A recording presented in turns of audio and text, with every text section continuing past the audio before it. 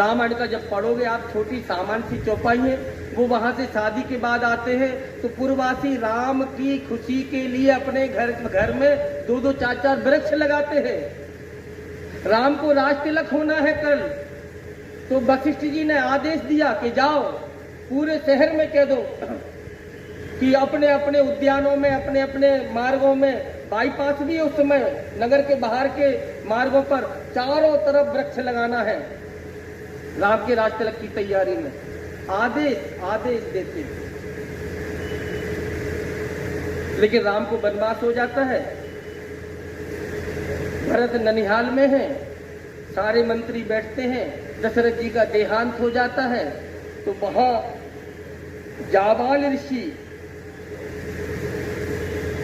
वशिष्ठ जी सारे ऋषि मुनि बैठकर और सारी तीनों विधवाएं रानियां जो बैठी, उन्होंने कहा कि रानी, यदि बिना राजा नहीं होता है तो अराजकता हो जाती है, राजा नहीं होता है तो वृक्ष लगाना बंद हो जाते। ये वर्णन कर रहे, मतलब वृक्ष लगाना कितना अनिवार्य था कि इस पे चिंतन चल रहा कि राजा नहीं रहता है, उस राज्य में वृक्ष लगना बंद हो जाता है, पौड़ियां बनना बंद हो जाती हैं, ध्यान धारणा करना बंद हो जाता है। शुरुआत करते हैं वृक्षारोपण। और जब उनको मनाने के लिए भरत जाते हैं राम को, और राम भरत को दुखी देखकर कहते हैं कि भरत इतने दुखी क्यों हो?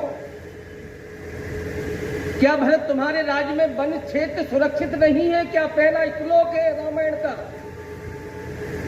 राम भरत से कहते हैं कि तुम चक्रवर्ती सम्राट हो अयोध्या में, दुखी क्यों हो? मतलब दुखी राजा वो होता है, उन्होंने कहा कि तुम्हारा वन क्षेत्र सुरक्षित नहीं है क्या? मतलब राजा, उस राजा को दुखी होना चाहिए जहां का वन क्षेत्र सुरक्षित नहीं। जैसे